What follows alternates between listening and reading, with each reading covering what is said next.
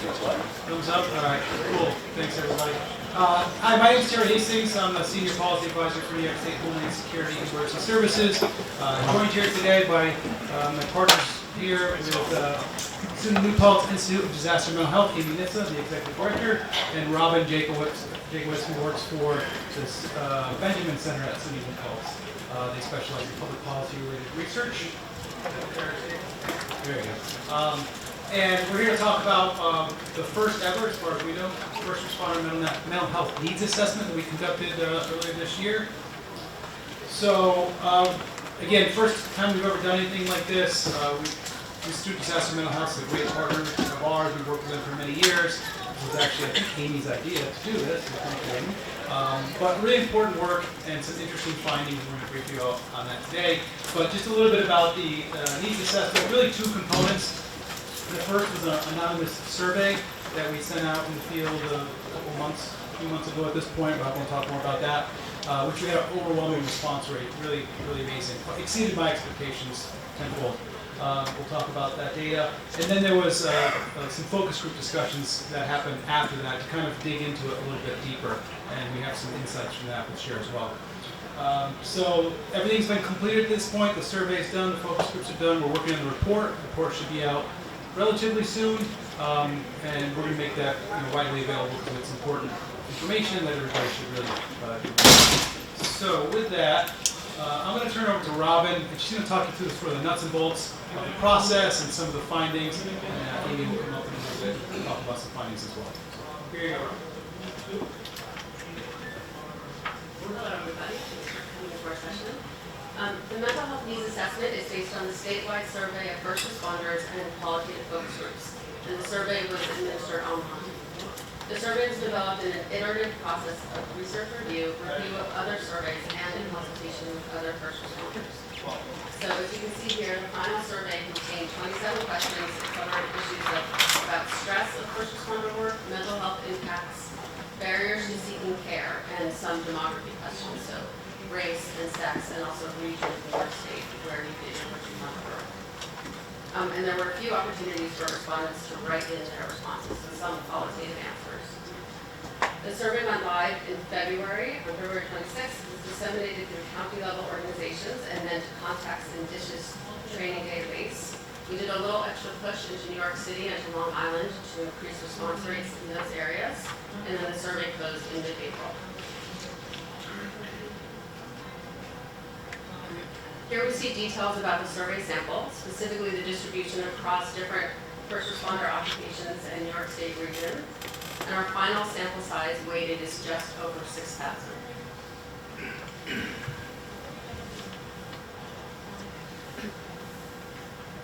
The research team conducted a series of focus groups to gather more nuanced information about the survey findings. These focus groups were conducted in the summer of 2024, so just this past summer.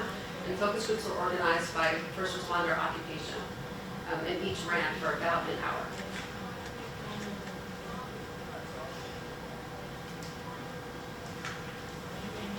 So findings were divided into four main constructs: stressors of first responder work, mental health challenges from first responder work, barriers to seeking mental health care, and then programming and services that might be helpful. So here we're focusing first on the stressors of first responder work. The survey asked about a range of stressors, from those that are emotionally jarring, like traumatic events, to organizational and practical issues like overtime and paperwork, to social stressors like limitations on your social life. And this slide just gives an overview of sources of stress for first responders.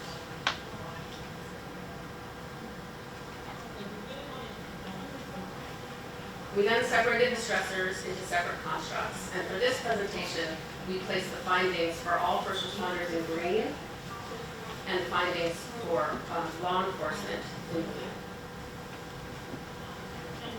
This slide shows stress from critical incidents, like traumatic events such as accidents, and situations encountered on the job, such as domestic violence. You can see that law enforcement rates are a bit higher for low items.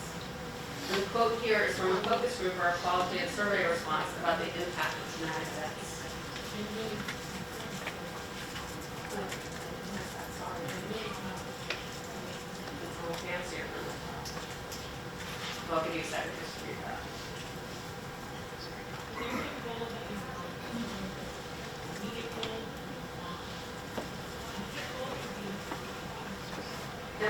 social challenges. Again, we see that law enforcement responses are higher than for all first responders, but most notably regarding public perception of the profession.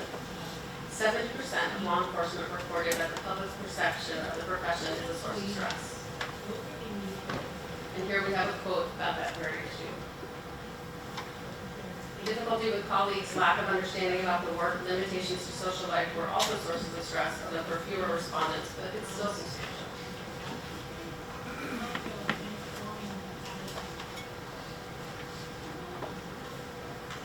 This slide shows stress from the practical aspects of first responder work, so things like shift work, paperwork, overtime. And again, law enforcement reports are higher than for all first responders.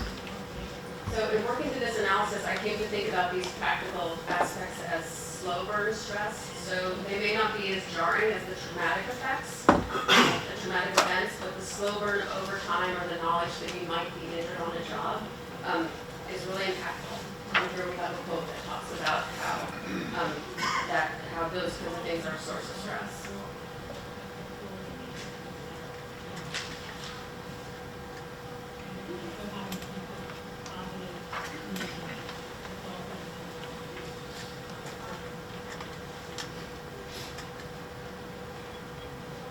We asked about workplace challenges for the field as a whole.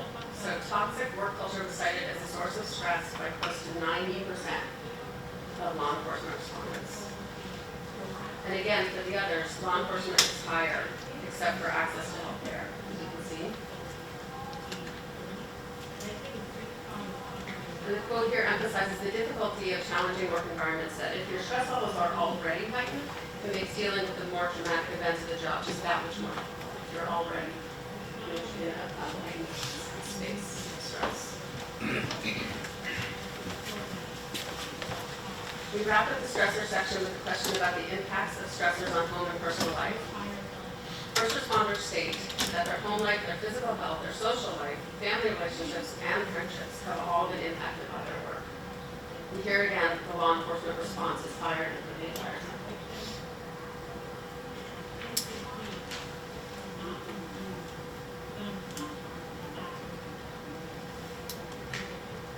Then we asked respondents to reflect on mental health challenges that they face as a result of their work. And we asked them this in several different ways. First, we asked directly, have you experienced any of the following as a result of your first responder work? Stress, burnout, and anxiety are all pretty high. Depression and PTSD were experienced by about 1/4 to about 1/3 of respondents. And you see substance abuse being in at about 10%. And this is a particularly poignant quote from one respondent.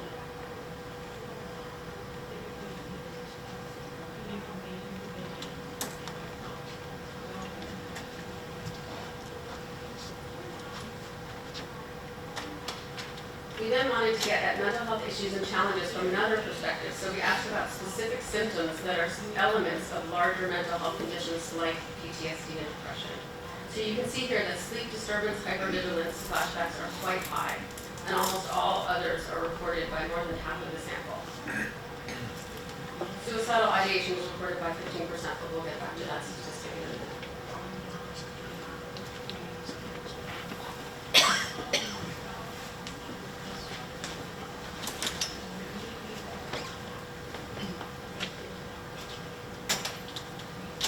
We then combined some of the symptoms in the previous slide into indices that would approximate mental health conditions of anxiety, depression, and PTSD. So this is really just another way to measure and look at these conditions in the first responder populations. So it's pretty interesting because when asked about the symptoms, we were asked about symptoms that comprise depression and PTSD, the percent of respondents who experience these is greater than when we just ask about the conditions outright.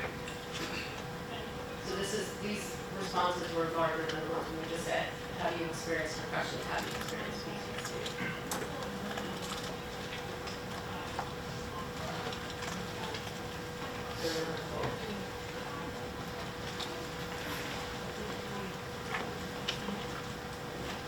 Finally, getting back to suicidal ideation, we see that 60% of the sample reported ever having thought of suicide as a result of their first responder work, and this is 15% for law enforcement. This may seem like a small percentage, but it equates to over 900 respondents in our sample. And looking at the general population of New York State, that estimate is around 4%. So it's higher.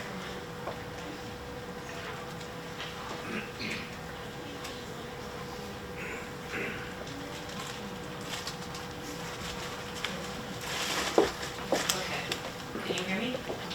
No? Okay. So, after assessing what are the symptoms, what are the challenges people are experiencing, what we wanted to know next is what are the barriers that people are facing in terms of getting the help that they need. So we looked at this in several different ways. This first slide is just an overview of all the different types of barriers that we ask about. What is in the way? What keeps you from being able to get the help that you need, or in general that keeps responders from getting the help that they need? So you can see we have everything here from stigma-related barriers and concerns about the impact on your career or on your reputation for seeking help, and then some practical concerns about scheduling it, not knowing where to find the help, and then we also ask about lack of support from the community, from your employer, from your family for getting the help that you need. So lots of barriers, lots of perceived barriers, well, I'm going to say something about that word perceived. My significant other is a first responder. I was showing this to him and I said perceived barriers and he got really angry really quickly. He's like, Amy, these aren't perceived barriers, these are real barriers. So I have to check myself every time I say that word. But I want to point out that you'll see this data again in a minute, but the lowest barrier that people report is family support. People want, which I think means families are open to their people getting help. People want their people to get help. And we didn't dig any deeper into that family piece, but I think it's an untapped, unexplored piece that probably deserves further attention in a different survey. So now this slide just shows stigma and other job-related repercussions of getting help. So concern about what people are going to think about them, and about other potential impacts, negative career impact in general, leadership treating them differently, confidentiality, and then the very real concern about losing your pistol permit and losing your service weapon, both of which are pretty high as well. Okay, so now we're slicing the data a different way and we're comparing the overall responses to the law enforcement responses. So this slide just shows what we're calling the social barriers. So stigma and concerns about what other people are going to think. And in all three cases, the concern about these barriers is almost at 90%. So to me, these are really actionable things that we need to be able to do some things about. How do we start to shift the culture within leadership, within the ranks, in all the ways in order to reduce some of these barriers? We know how to treat PTSD. We know how to treat these mental health conditions. If we can get people to the right treatment, the treatment exists. So to me, these barriers are really where the work is. Just a quote about that represents, I think, the general thinking about it. Cultural barriers and people, the community not being good at admitting weakness or vulnerability. So that's social barriers. And then consequences, real consequences. So again, blue is law enforcement. As you can see again, we're above 80% for all three of these. Negative career impact, being treated differently by leadership, and the pistol permit service weapon issue.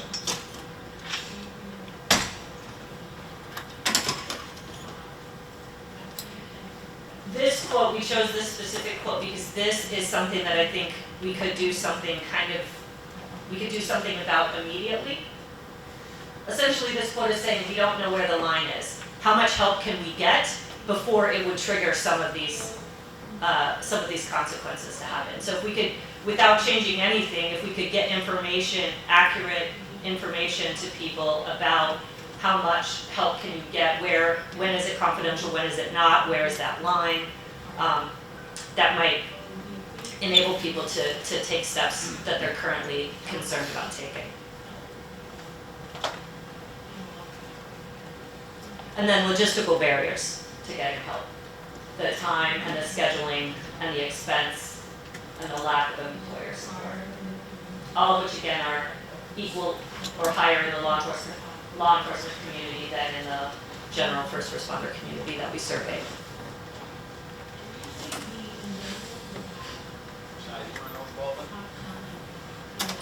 And then we call this category support-related barriers. And the one that I want to draw your attention to here is the lack of culturally competent mental health providers, people who understand first responder culture. This is a resounding theme throughout the survey, throughout the focus group comments, and also as somebody who works in this space and runs a center called the Institute for Disaster Mental Health, I get personal calls from people looking for help for their people, for their EMS folks and things like that. So I've heard just anecdotally a lot of these stories as well. So it's something that Terry will talk about at the end, but it's something we're actively tackling. I also work at a university that trains mental health professionals, and I am trained as a mental health professional, and I can say as a profession we are not doing a good enough job at this. And so it's something that throughout the state now there's some attention to, and with the support of the folks at Dishes, hopefully we can start to move the needle on that specific one a little bit. Again, lack of family support turns out to be the lowest one in terms of people's concerns. So I think again that endorses the idea that families want their people to be okay and to get whatever help they need to be able to do that. And this quote just summarizes the cultural competence concern.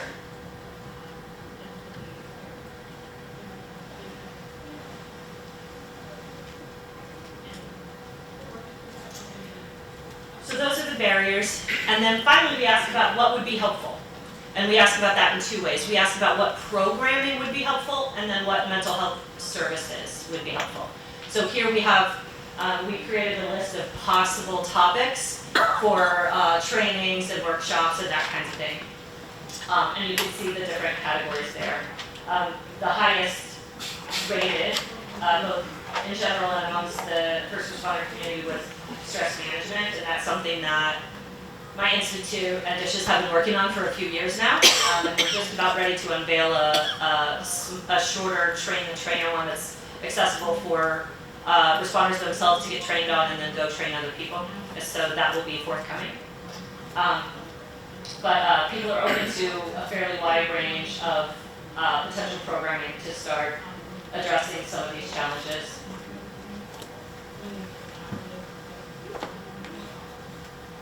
Just give you a second.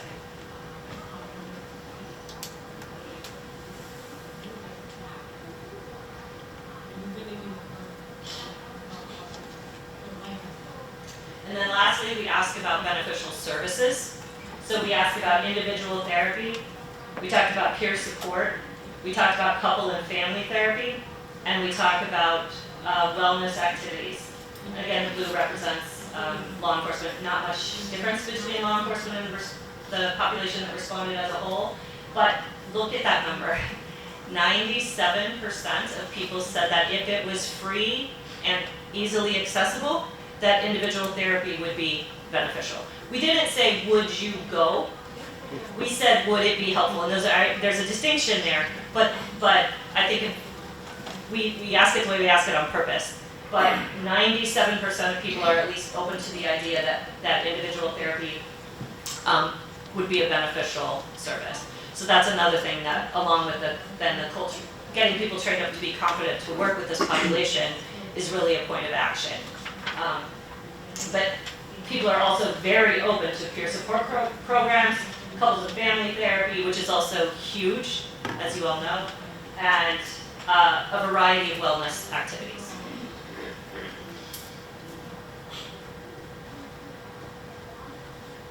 This quote represents, I think, an important theme, which was, if people could do it on work time, get paid to do it, if it was free and easily accessible, they would do it.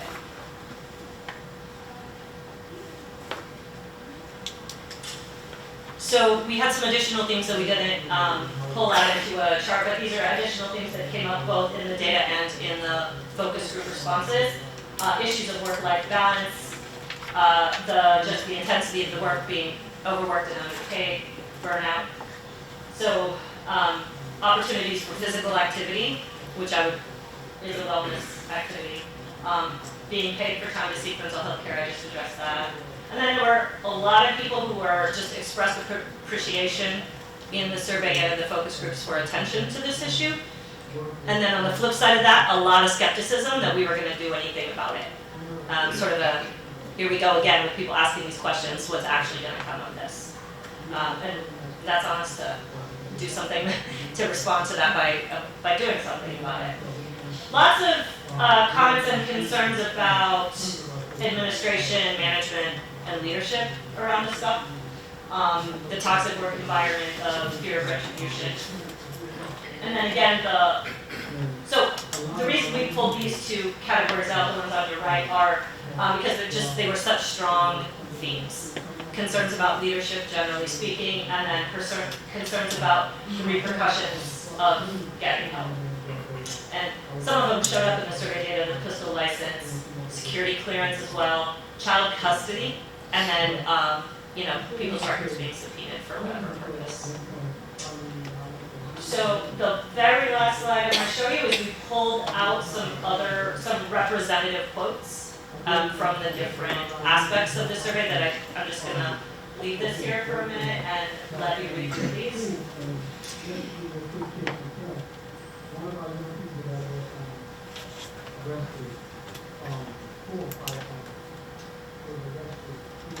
I think that black one on the bottom right, being a first responder, is the most rewarding career I've ever been in, but it's also the most destructive.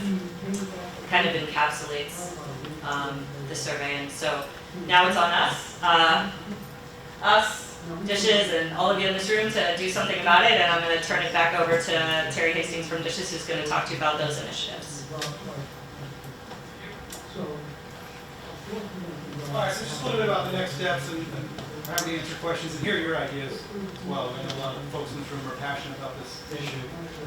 But we're continuing to explore the data. We've asked different questions in different ways. We can slice and dice it by career versus volunteer, different regions of the state, different years of service. So we're really just unpacking that data now, and we'll be doing different sort of segmentation of the data. But we do plan to finalize and distribute the report soon. I'm hoping we can do that in a month or so, ideally, somewhere in that time frame. And we want people to read it. We want to send this far and wide. We think it would be useful. It's going to be enlightening, especially for leadership and others to hear what's going on. And then socializing the findings is part of what we're doing here today, is to talk about this. Frankly, it's a topic that we need to talk more about. And then identifying and advancing solutions. There's good work going on now. It's not like people aren't doing stuff, but there's certainly more we can do. We're tackling a lot of this stuff head on, especially as it relates to the cultural competency issue. Frankly, there's not enough therapists out there now. It's certainly not enough that are trained and experienced working with first responders, which is a very unique culture of its own. So we're exploring some different ways to get at that issue. Might include certainly some training for current therapists on what it means to be working with first responders, potentially some additional training for credentialing the folks that want to go down the path of working with first responders as a primary source of their therapy, and then also maybe some way to incentivize current or recently retired responders to go back and get their counseling degree, perhaps. So those are some of the options we're exploring. We have different workshops that we've developed. We've got the stress management workshop, which we've given to all of our staff, and now we're sort of broadening that out to others if folks are interested in that. And then we've actually partnered recently with some folks in the room on an officer wellness workshop. My friend here from Allegheny County. That's a great program. We hope to roll that out to others as well, and explore other ways we can help develop some programming and services around this. But I think it's a very clear roadmap, in my opinion. We asked first responders what they thought, they told us, and now it's time to figure out how to meet their needs. It's not going to happen overnight. We didn't get here overnight. It's taken a long time to kind of unearth some of this stuff, but I know we're committed to trying to make a difference, and I hope the folks in this room, by virtue of you being here, are committed to trying to make a difference on this issue. But with that, I just sort of pose a question. Is anybody surprised by any of this? Fortunately, no, right? Yeah, everybody says, yeah, that sounds about right. So we all know what the issues are, right? This gives us some data behind it, justification if we want to do more. But what are the solutions? Anytime I'm in a group like this, I ask people their ideas. I can't commit that we're going to solve all these problems, but I commit we're definitely going to try to make a difference. So what do people think? What should we be working on? What would make a difference in your community and your agencies? Does anybody have ideas? Sir? Just saying that in general, the mental health field, we're behind. We're way behind. I'm a mental health worker. I work for MHA, mental health care in Dutchess County.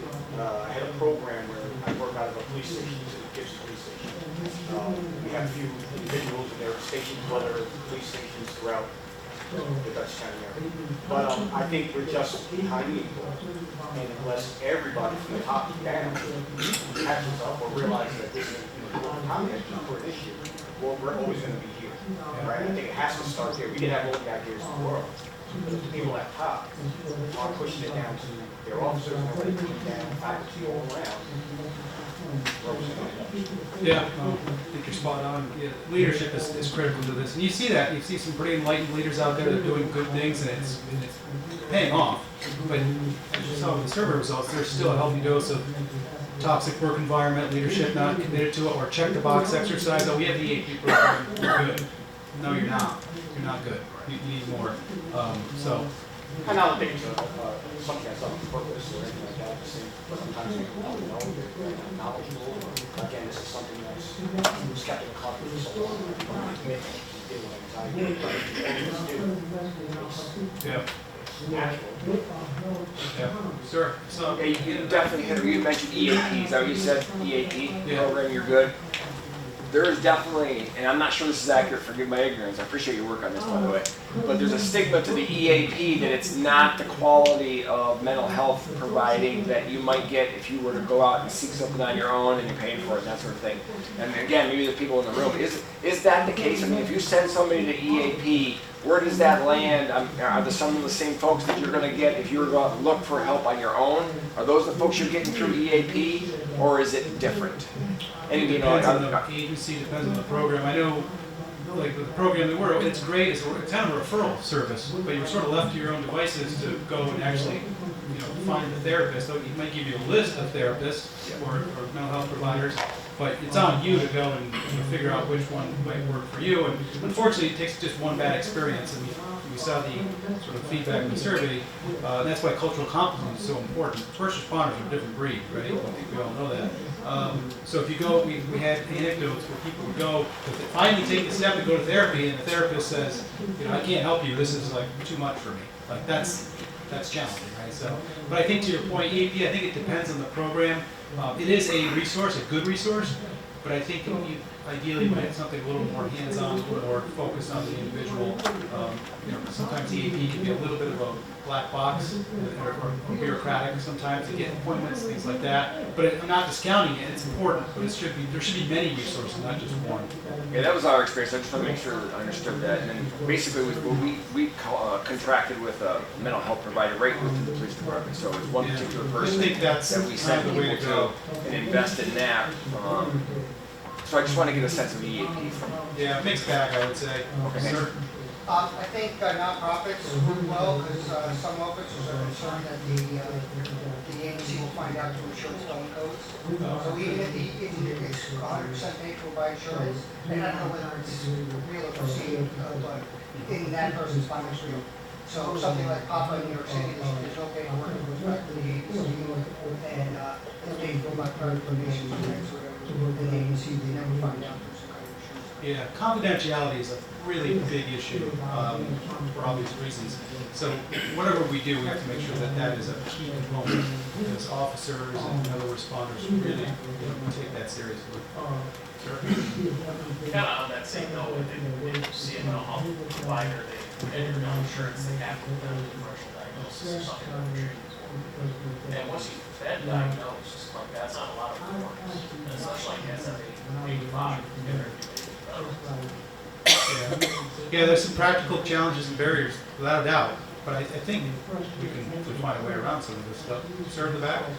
Has DCJS explored the idea of adding a peer support module to the supervisor training? Because a lot of officers lean towards the peer support, and you're more likely to speak to, you know, I know my sergeants that work at our department, they work better as a crew, and they'd be more apt to speak with their employee than they would actually go to use our trauma specialist. Yeah, I'm not sure. Certainly DCJS has been a great part. We've established a responder wellness working group at the state level so we can start to coordinate and have some of these conversations, but I think peer support is definitely a key to this.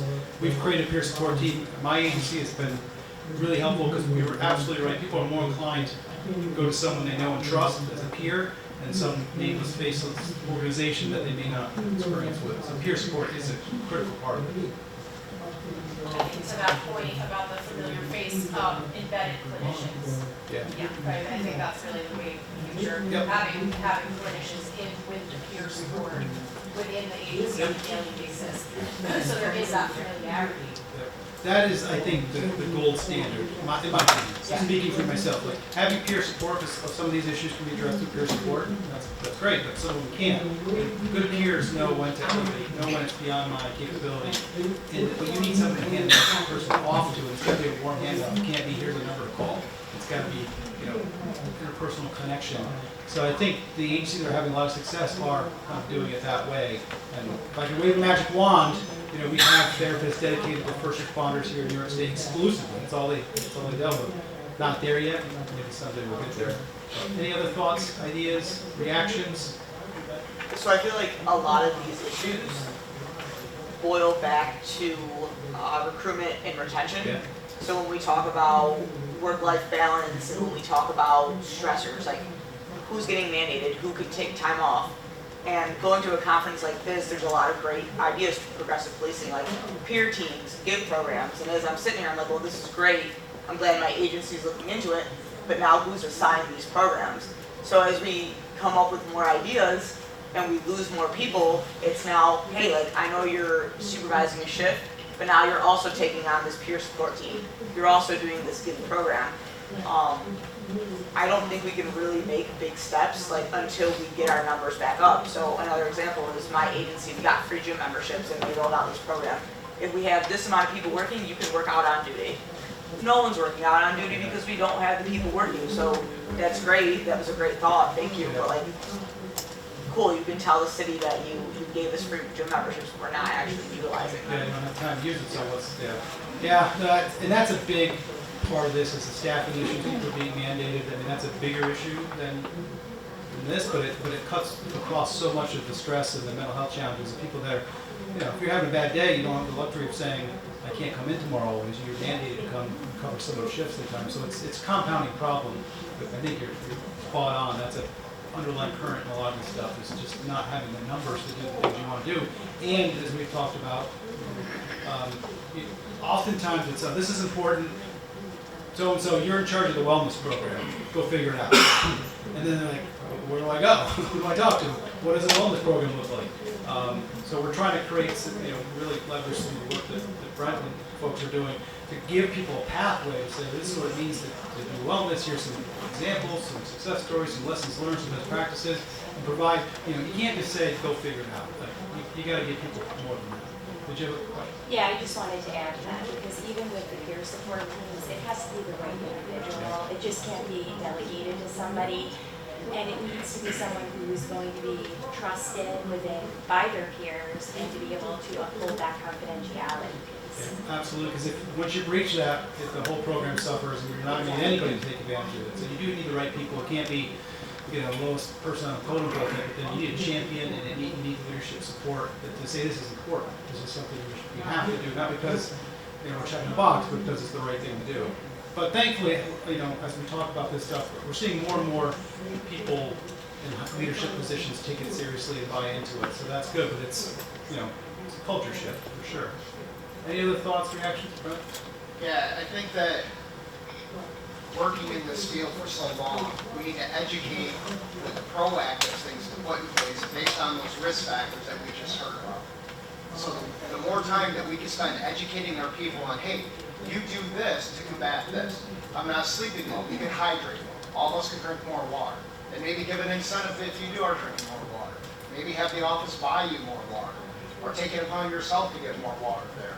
So there's different things that each of us can do individually to try and improve the environment that we're in. And that would change that culture once we start thinking this way. But it's hard for us. And I agree with everyone in this room. We're very good about stating problems and what needs to get done. But then what happens after that? What actually gets done moving us forward? I think that falls on each of us as an individual a little bit to try and care for the person sitting next to us and what that would look like.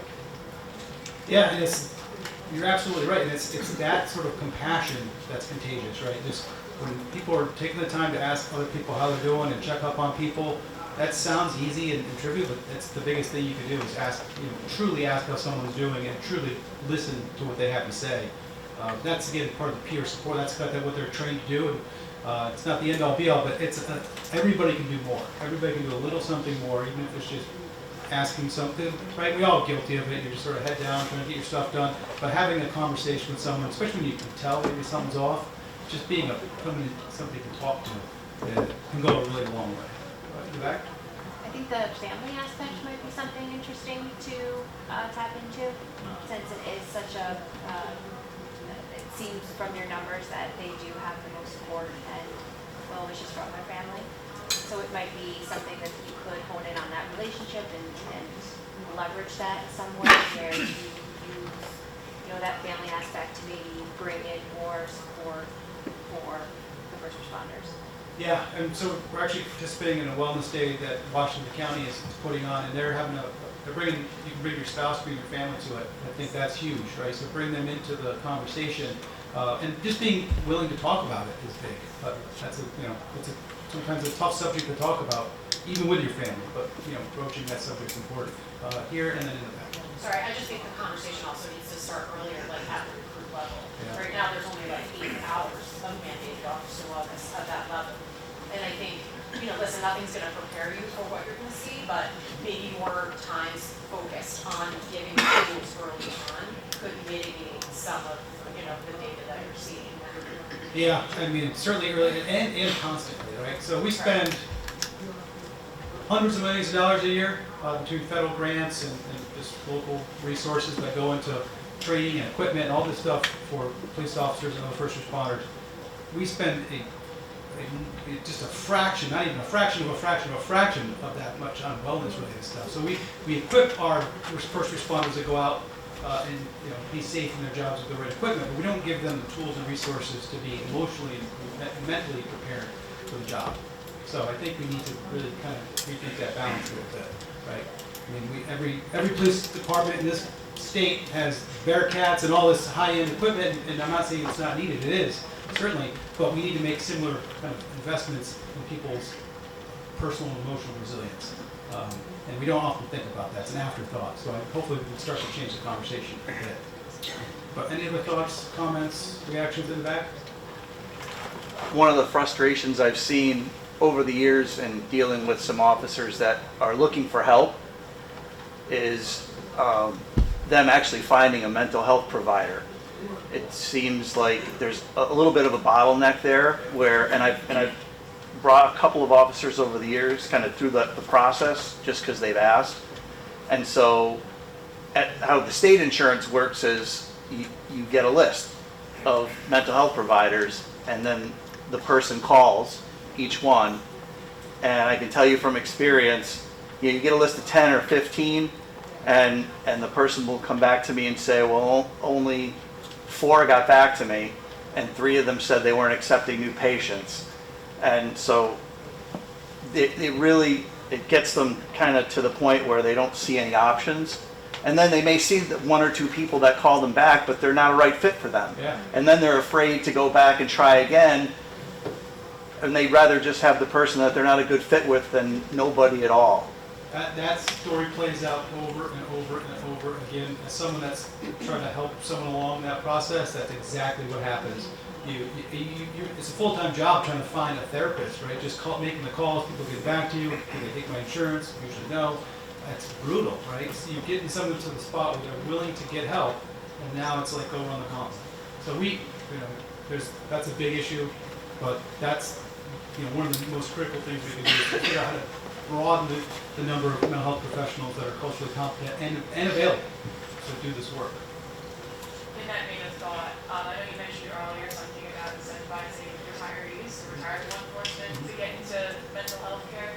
Would there be any kind of similar incentive for officers that are potentially in mid-career who might consider that kind of? Yeah, I think all that stuff is worth exploring. The beauty of having the current and retired folks is that they understand the culture because they lived it, right? So they come equipped with that.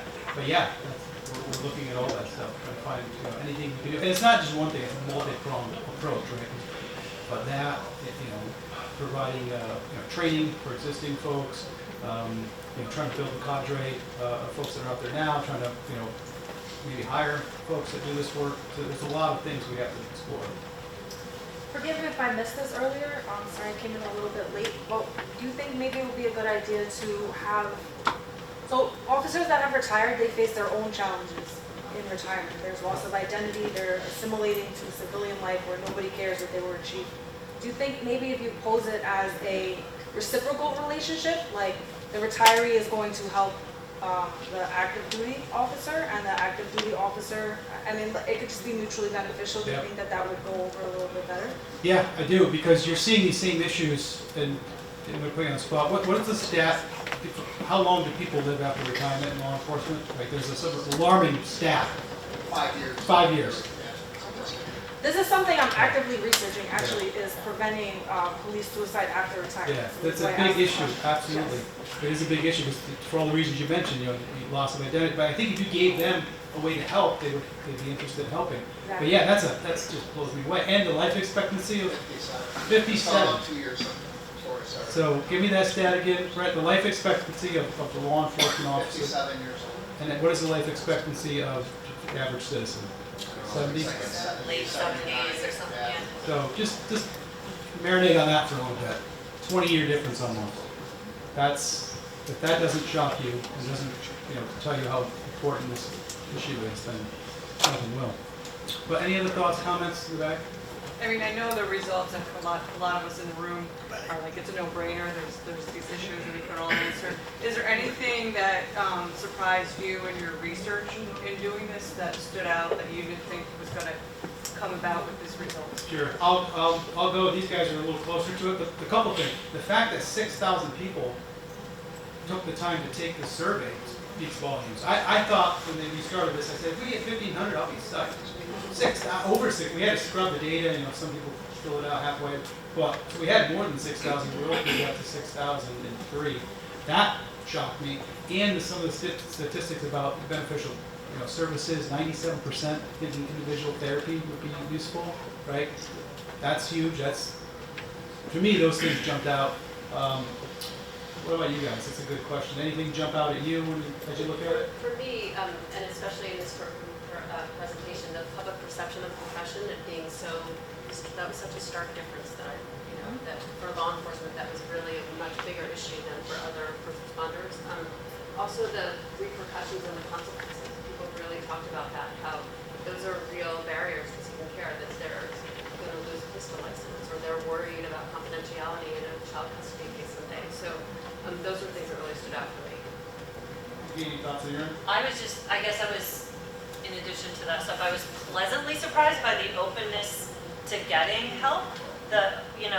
Like you said, 97% said that individual therapy could be helpful, which says, so we've got this large number of problems, we've got this openness to help, and then we've got this chasm of barriers. And so to me, it's just like the story is, what do we do about the barriers? Yeah. Any other thoughts, questions, comments? Somebody in the back. Oh, questions? So I just wanted to share some things that Monroe County is doing. So the Monroe County Sheriff's Department has an officer wellness program that was started by Sheriff Todd Baxter and Dr. Kim Butler. And it's doing a lot of things that people are saying, like you have to be like willing to talk to someone that you trust and that you already know. So they're working to like incorporate mental health as just another aspect of the job. And there's more about that program in an article in Police Magazine if you're interested in that. And also at the Academy, at the Public Safety Training facility in Rochester, they talk about mental health as part of the Academy, but then they also have like a family night where the families can come in and talk to the instructors of the Academy so that they can kind of fill them in on like, this is what your police officer, like wife or husband could expect in this job, and this is how you can like help and understand things that they're gonna go through. Yeah, that's great. And Sheriff Baxter's a really thoughtful guy on many fronts, and I think kind of ahead of the curve on this one in particular. And it's amazing, if you have a leader that's bought in on this, and the officers, the others, if the boss says it's important, says it's okay, gives you a license to kind of talk about this stuff, it's amazing how that sort of permeates the organization. So leadership is really important on this. But if the leaders, pay it lip service or don't seem interested, and then that sort of trickles down too. So leadership is really, really critical.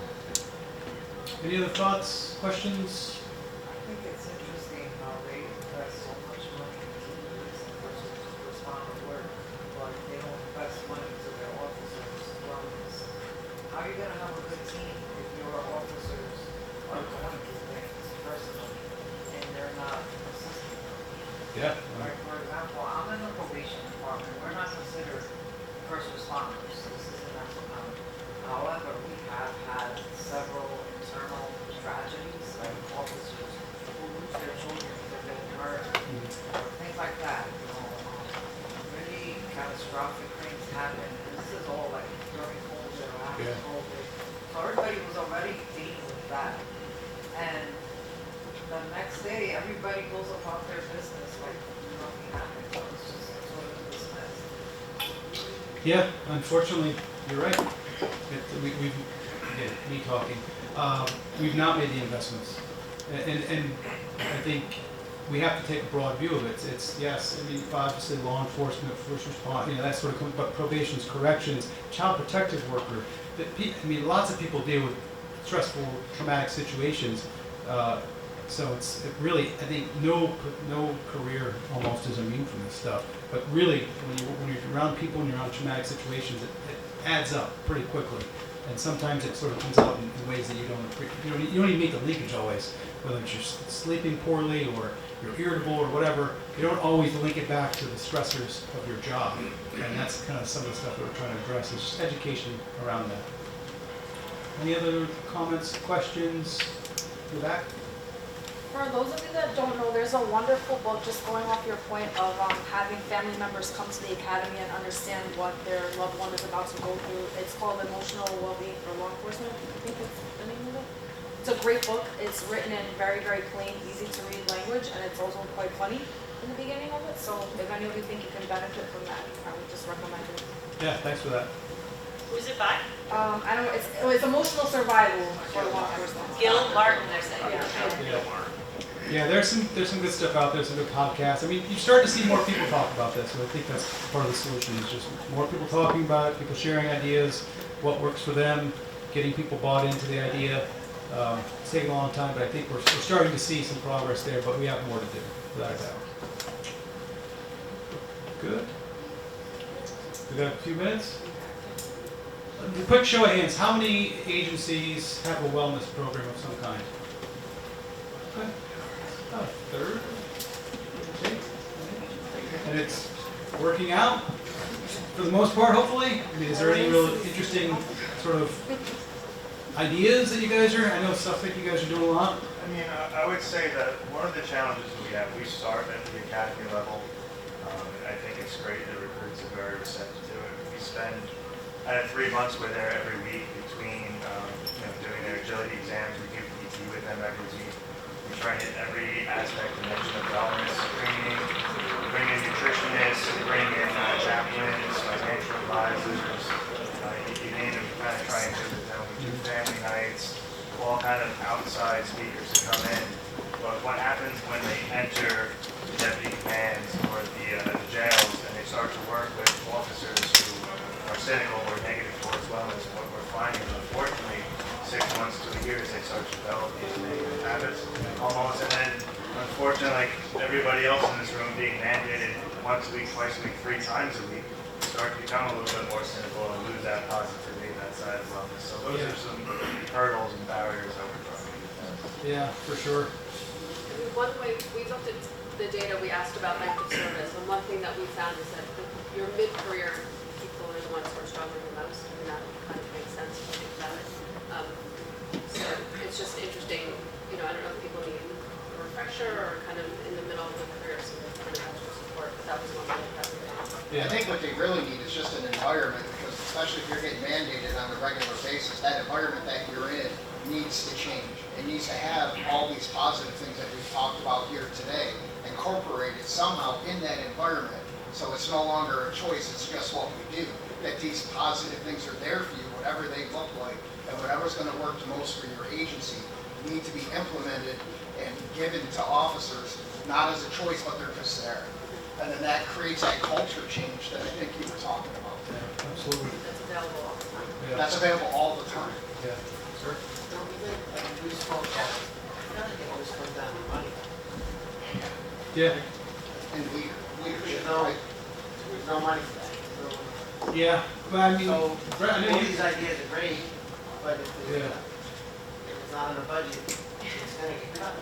Yeah, but again, I think that's shifting priorities, right? So we have to get people to buy it. But you can have success. It's amazing. Again, I go back to you guys, but you guys are doing really innovative things by just going after the community, and the community is stepping up. I mean, you've had great success with that. Yeah, so what we've done is that I've gone around, I'm the wellness coordinator for our sheriff's office, and I go to community groups. I go to Elks Clubs, I go to Rotary Clubs, and I explain to them what our risk factors are, what we need for resiliency skills added in. And then they always say, well, how can we help? It's like, it's funny you're mentioning that. Would you mind, I cannot accept any money, will you host a dinner that our officers and their family can go to? But can you host it a couple different times, because we have to cover all 3 shifts so all family members get an opportunity at it. And can I include it for an incentive for our wellness program? If they do these positive things, I can say, hey, this organization's going to do that. We put on concerts, we put on family first responders appreciation days, we've tried to saturate the environment where people at work who are outside entities will bring healthy meals in for people that are working over 16-hour shifts. And they're doing it all on their own because we went and informed them how hard this job actually is. Yeah. So, but you're right. It does take resources, and you know sometimes you have to get creative in how you get there. But it does require resources, both financial and just time and effort. Right? If you wait for it to come to you, it probably won't happen. But people have to go out and make it happen. Did you have a question? I was just going to add that we have a peer support team at our agency that I think does really well, and it's just little things like we have like 5 different people on the peer support team, and if we know an officer's out, like for an injury, on-the-job injury, they'll just reach out to them with a quick phone call. And I was off at one point with a torn ACL, and they were calling me, and I just thought they were calling to be like, hey, how are you doing? I was like, hey, wait, you like peer supported me, didn't you? I didn't even realize they were doing it. That's how natural it was. So I think it's just a phone call. Somebody from your agency reaching out to an officer that's home or going through a difficult time and just checking on each other. But another thing that's really changed the dynamics at my agency is we have a couple strong leaders in the department. They're people that have been there a while. And one, in fact, has gone through a pretty serious trauma in his life. His brother was actually murdered. And he has since been very vocal about mental health and his own struggles with it. He goes to therapy, he talks about it with people. And we've had other, leaders in the department that have come to, stepped up basically and talk about it openly. And I think it's really changed the dynamic. And that's really all it took was a couple of the strong, the macho guys, just being open and saying. Yeah, it's amazing. So when we do our stress management workshop, it's like cathartic. People tell their story and then someone else chimes in, and everybody's got something, right? Nobody in this room is immune to stress, right? So you are? No. I wish. No, just piggyback off that, I feel like with this younger generation that's coming on, so I only have about 3 years on the job, I'm 28 years old, and the guys that are my peer age group speak way more openly about mental health than I've noticed some of the more senior dogs do. And I think that the culture starts to slowly shift as putting the gas pedal on and it takes along. I think that's a bit more perspective. Yeah, absolutely. We saw that in our survey We too. heard a lot about that. The Generational. And a constant talking about it. Yeah. Have to keep talking. There's no stigma, like at least with the younger guys. Yeah. Sorry, I can talk about this all day long. No, that's what we're here to do. And to piggyback off you, I think also as mental health professionals, it's our job, this is part of clinical confidence, to start normalizing the human reaction to trauma instead of labeling it as post-traumatic stress disorder, right? So this idea of the post-traumatic stress injury, right? Something that everyone can sort of overcome rather as this looming thing called a disorder, which we associate with all sorts of different things, right? So I think, again, we have to normalize what first responders are going through. Absolutely. Yeah. All right, I think we have just a couple minutes in the back. You've been through 6,000 packets of data. I'm sure that the discussion's been brought out that some of your employees refuse to use the program because they think that other employees they've exposed it. They're using it to get sick time, family medical leave. Has there been any look into that? You know, because it's not like we can do anything with the employee who abuses it, whereas it ruins the program for somebody who actually needs it.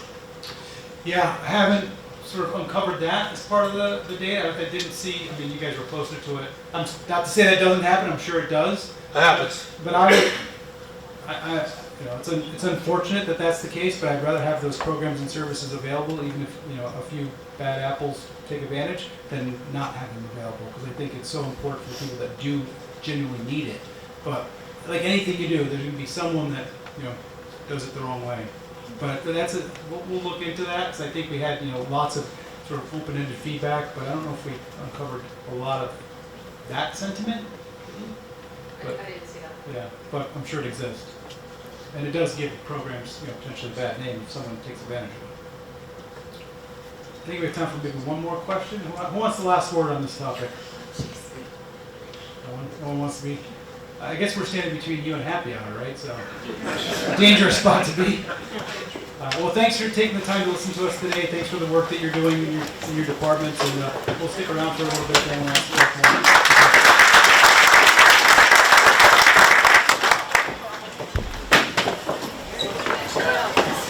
Cheers, I got it. How are you, sir? Hold on.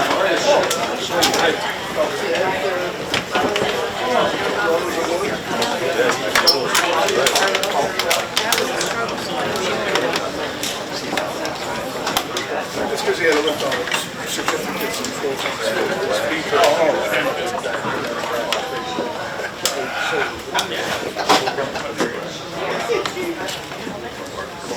those label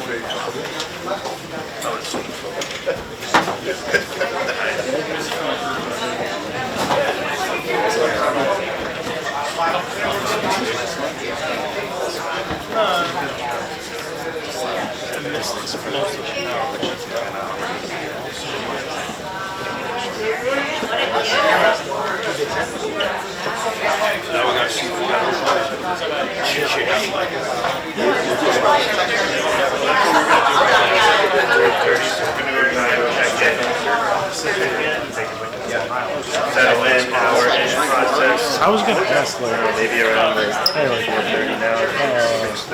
Navarro died. Like I went out. Like I knew he worked with Navarro. I'll text you. I'll text you when we get over to the hotel. Yep. About the stress